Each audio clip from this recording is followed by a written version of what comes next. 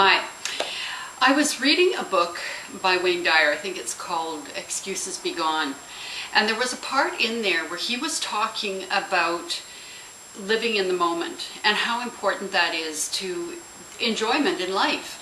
And we find so many reasons to make excuses, to not achieve, to not do certain things, to feel sorry for ourselves, to whine and complain.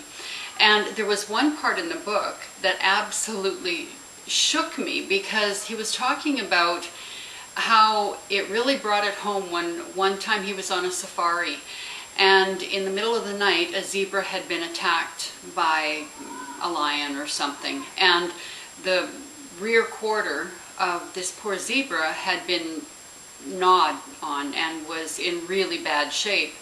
And he said, it struck me at that moment how important it is to live in the moment, because we don't know how much time we have.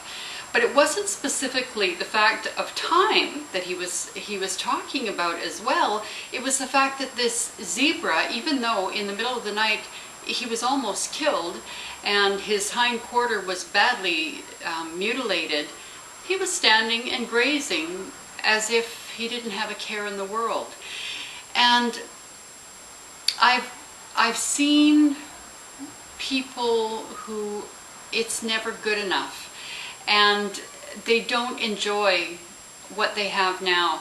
It makes me think of children that my mom saw in Cambodia when she was there a couple of years ago. She said, although these children had nothing, a lot of them didn't even have homes to live in, and the reason that they were there is they were there for the Tabitha Foundation, and they were building homes for the families, for some of the families. But she said these children lived, a lot of them lived in squalor, but they seemed to be the happiest children she'd ever seen. And I think we very often forget how blessed we are. If we live in a country and we have a roof over our heads and food on our table, you know, everything is really good.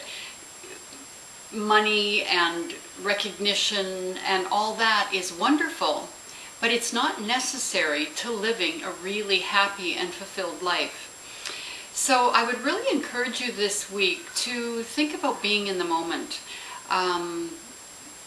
What is it about this particular moment in time that you could enjoy? Even if you have stresses and there are things driving you crazy, what is it about this particular moment that you could really relish, that you could really find some kind of beauty in? Anyway, have a wonderful week and look forward to talking to you soon.